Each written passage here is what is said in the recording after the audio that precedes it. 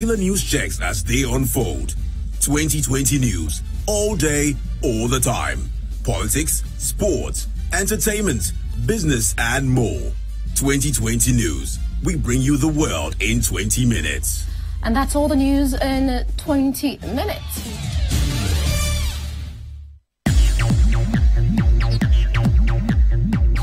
Live music, interviews, poetry, and more with your favorite 97.3 FM.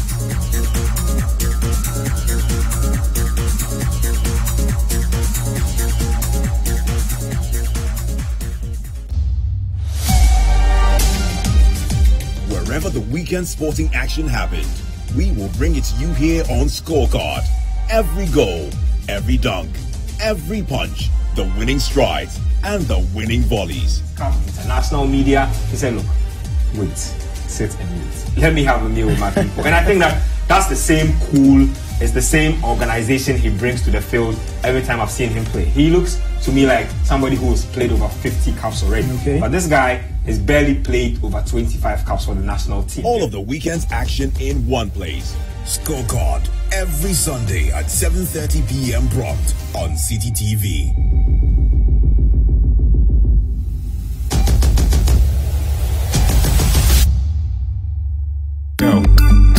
Spend 30 minutes every weekday catching up with all the trending social media conversations of the day. If you tweet it, we'll read it. We might just even Skype you. Just, no matter your situation, you can rise to the top. Absolutely. You really and can. It's interesting that he wrote this article on the 17th of June, and on the 18th of June, yesterday, he actually scored 2 goals in the Belgium World Cup meet. 30 minutes is all it takes, so use the hashtag 30minutes on social media to catch our attention. Join the most interactive social media TV show weekdays at 5 p.m. only on City TV.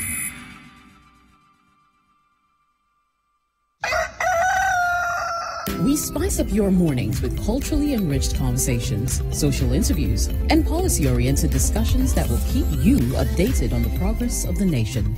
Because we're giving only those in their 3rd trimester.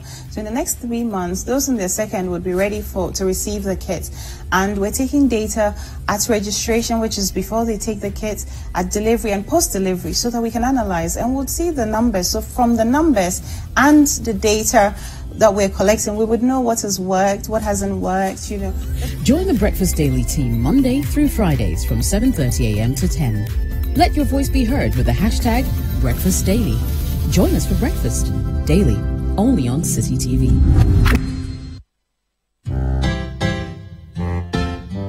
The City FM Literacy Challenge is back. Are you a JHS student? Are you willing to contribute to change? What would you do if you were the president of Ghana? Do you want to win a whopping 10,000 Ghana cedis? If yes, then participate in the Literacy Challenge 2018. Level 1. The year is 2035. The law allows people below age 40 to contest the presidency. As a presidential candidate in a general election, in no less than 600 words, write your manifesto speech. Remember, letter must be in your own handwriting, must be endorsed by a parent or guardian.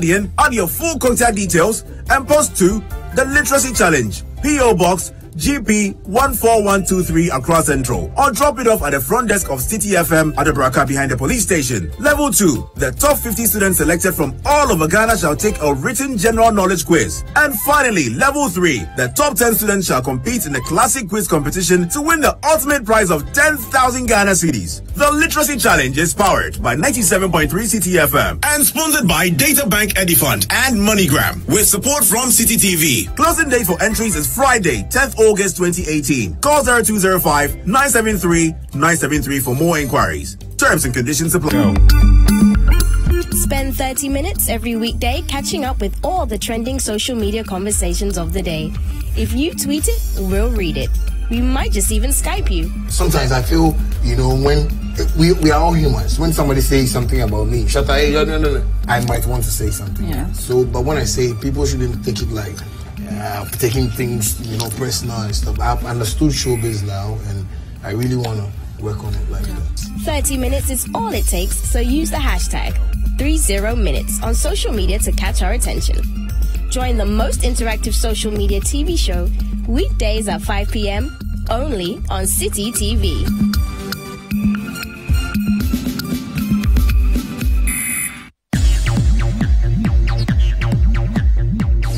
Live music, interviews, poetry, and more with your favorite personalities. Be our guest on Saturdays from 2 to 4 p.m. for the most exciting moments on TV.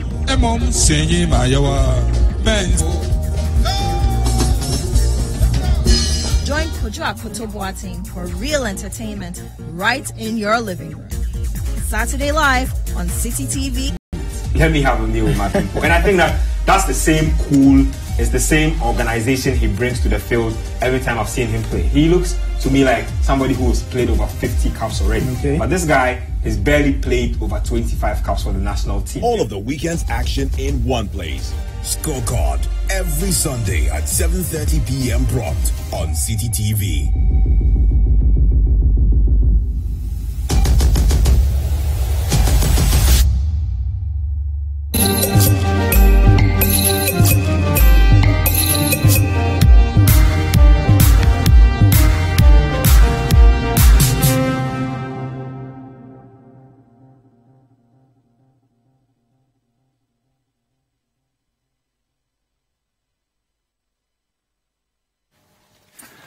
Hi, you're welcome back to the big issue. Apologies for that lull not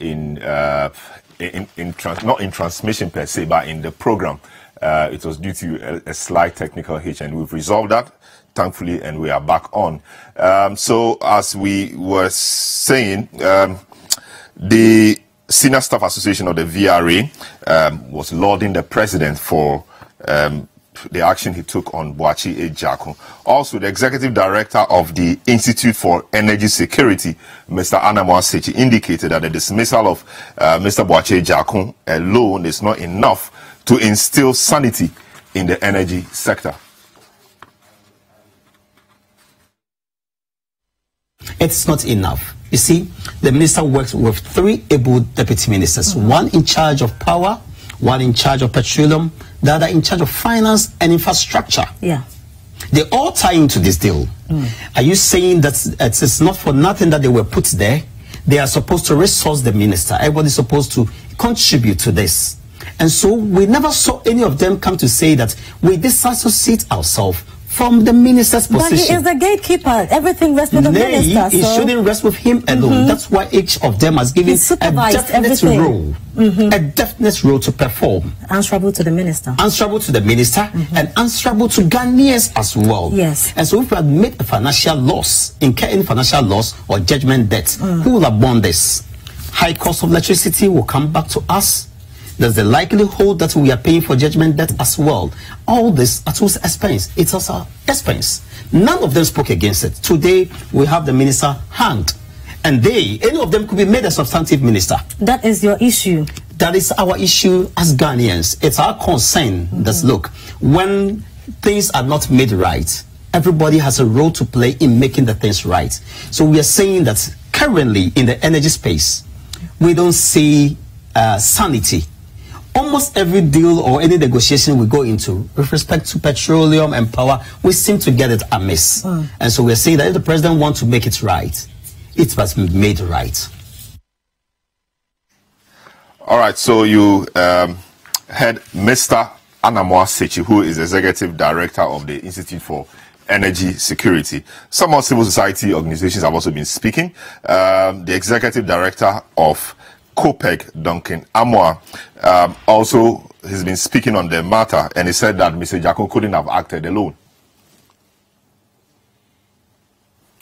If you follow Mr. Ejiakon's social media handle this morning, he is further putting it out there when the dust settles, his side would also be heard. Meaning there are sides. And so we need to know all sides, all parties to this bad agreement. And I'm sure that the president should also be made aware if there are persons behind this agreement, if Ejiakon was forced to append or assign to the agreement, if somebody drafted the agreement and forced the minister to sign, we need to know those persons so that we can also fish and flush them out. In the end, if you punish only Ejiakon and leave the rest, they will move to another ministry. They will move to other deals. and government of Ghana will continue to bleed when we need the resources to fund free SHS. So we are saying that the indications being given from the horse's own mouth indicates that there are bigger fishes behind this bad deal. They should equally be fished out and hanged. It cannot be that Ejako went solo, and if he did go solo, we have recommended that an appointee of the government normally will be sworn in under oath. Yes. And when you swear under oath, it means that if you tell a lie, it is termed as perjury in the law. Yes. And so if it is indeed accurate that they went painting a black picture instead of a blue picture to the president, that is perjury. And the law must also be allowed to take its course so that for posterity and for future, references, any official of the state, any appointee engaging in such bad transactions will be mindful of the fact that not only would you get dismissed, but the law would also come after. So you heard Mr. Duncan Amoah there, who is the executive director of COPEC. Moving on, incoming Minister for Energy, Peter Amewu, has pledged to collaborate with other ministers or ministries to ensure that Ghanaians receive affordable power supply. Mr. Amewu, who was asked to act as energy minister after Mr. Jako's removal from office by the president, was confirmed in Thursday's ministerial reshuffle. He leaves the Lands and Natural Resources Ministry after leading a spirited campaign against illegal mining. Mr. Amewu tells City News he will continue to be a team player. What people don't know in this country is that this government is one of the collaborative government ever in the history of this country. We work as a team, and that is what His Excellency the President always, impress upon his ministers. So it's a teamwork. So you see one minister in another place playing a supporting role to the other. So it's a collective responsibility. We don't see ourselves as a single minister, responsible and delivering. So that collaborative effort, of course, will be there, and whatever expertise I have, leaving this ministry, of course, I have to help my colleague. Chairman is a very good minister. He's been in the BA, he's been a former regional chairman, it's a lawyer by profession, and he has all the caliber to deliver where that he's been asked to come. So we need to give him the necessary support. So the level of collaboration, of course, will be intense to achieve results. Yeah, we are always asking all Ghanaians, to come on board to help the government in its agenda. The power sector is very key.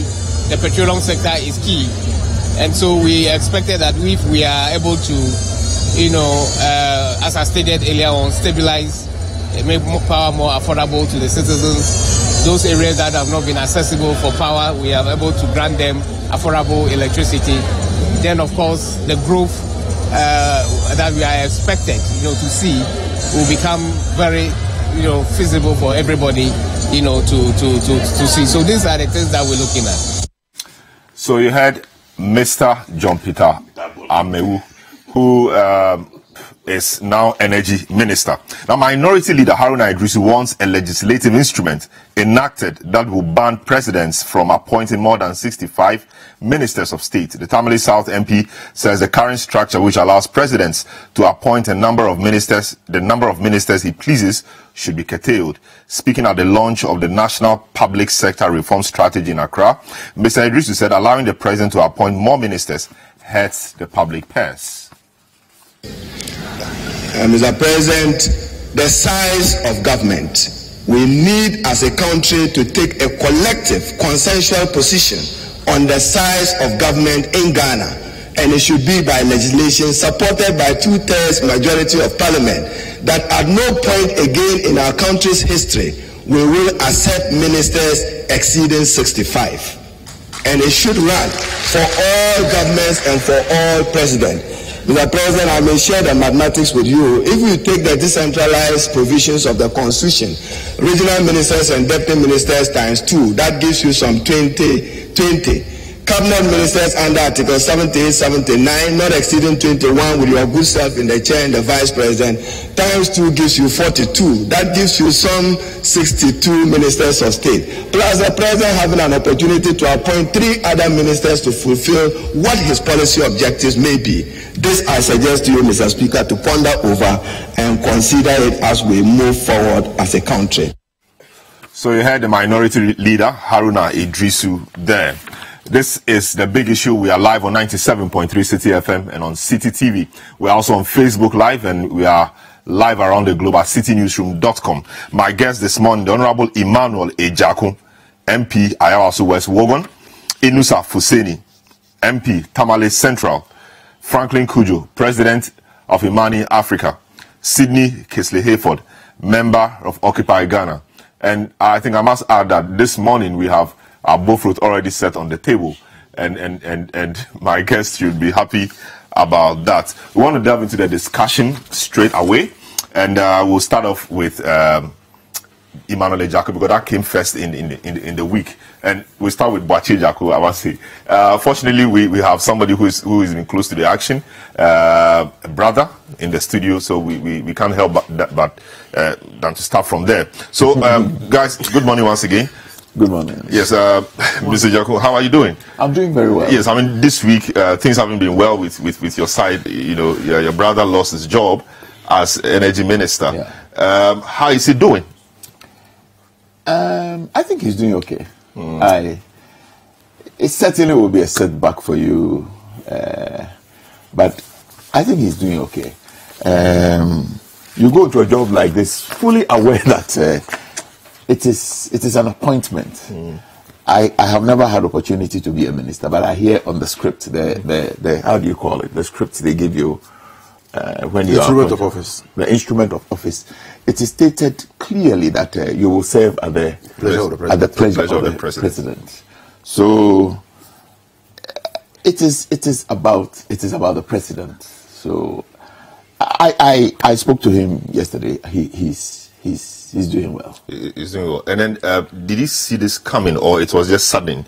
Because it appears that almost every bloc in your party, at some point, for lack of a better word, ganged up against him. So we had the general secretary, for example, saying that the deal he presented was a bad deal. We read from very close sources to your government that the president felt misled by giving the executive approval. And many other sources. Indeed, at some point, Ameri themselves came out to say that they did not know anything about the particular arrangement. So it appears he was acting alone.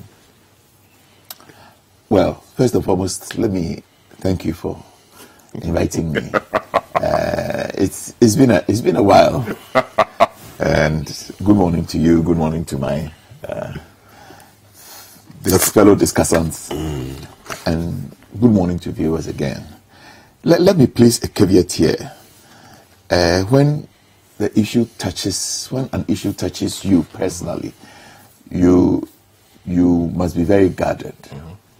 And that is exactly what I will attempt to do here.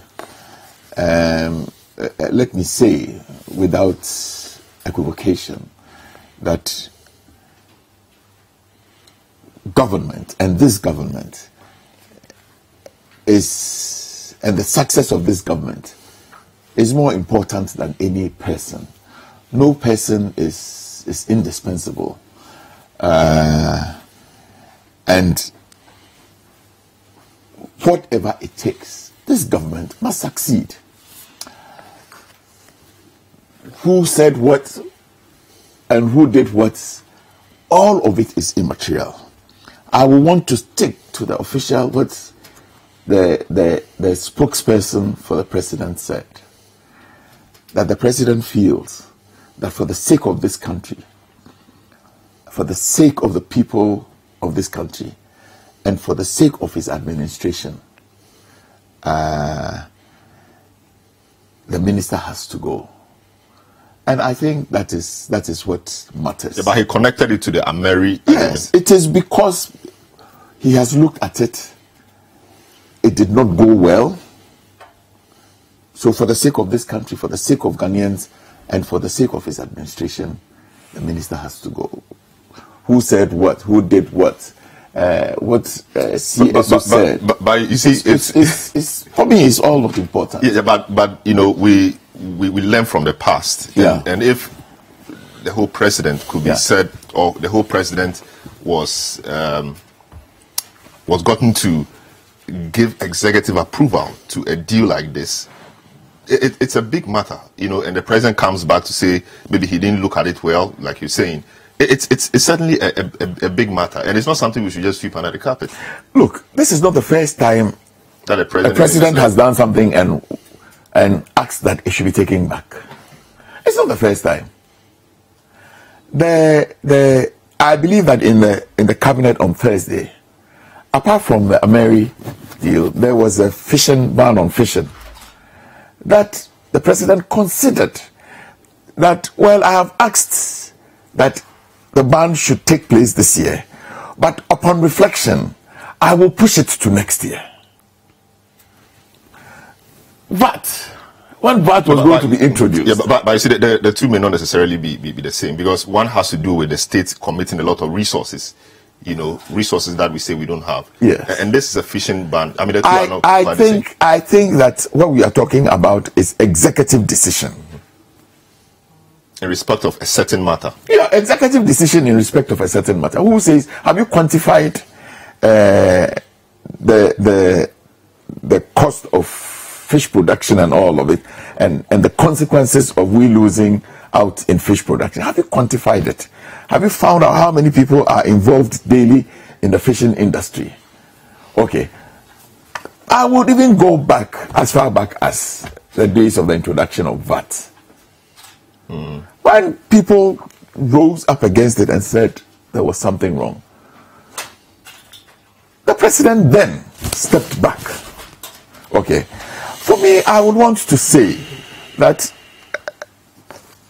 the president did what he had to do. There was too much noise, and no president should do anything. After all, he went out to the people to say that I will cater to your interests. He asked for their mandate with a promise that I will make your life better. I can say that even with the same Ameri thing, in the previous instance, there was so much noise. In spite of all the noise, a government went ahead and said, let's do it. This president decided that this noise from the good people of this country compels me to relook.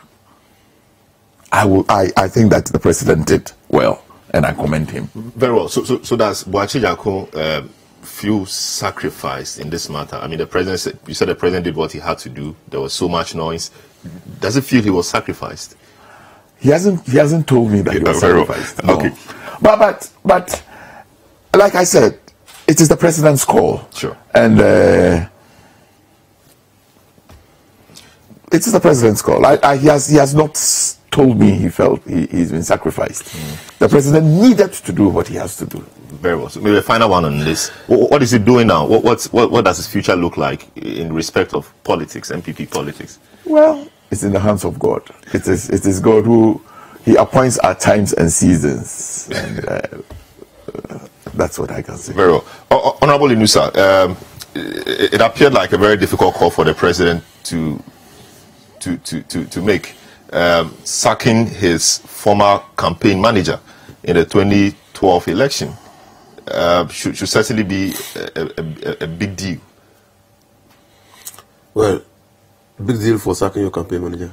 No, I mean, the fact that he was quite a huge figure in the party, and given the circumstances surrounding the decision, it certainly should have been one which we should have taken some effort to do. Well, it didn't take any effort for the president to do. And you must understand that he had to sacrifice Boakye Agyarko. It's unfortunate. Mr. Emmanuel Agyarko is my very good friend. I'm not close to Boakye Agyarko. I hear he's a very nice man. But Emmanuel, I can say that he's a very good man. I've worked with him, especially when he was in the Food and Drugs Board. I don't think that it has been a difficult decision. The president was between the devil and the hard rock. And so he took a decision. Okay? He knew what Boakye Agyarko means to his government. And he has appreciated the contribution of Boakye Agyarko to his government. But again, he needed to take a decision. And so he took a decision. Now, whether the decision is good is another problem. Okay. Okay. And whether the decision is all encompassing is what we should interrogate. Okay. Because you see, I have been privileged to be a minister.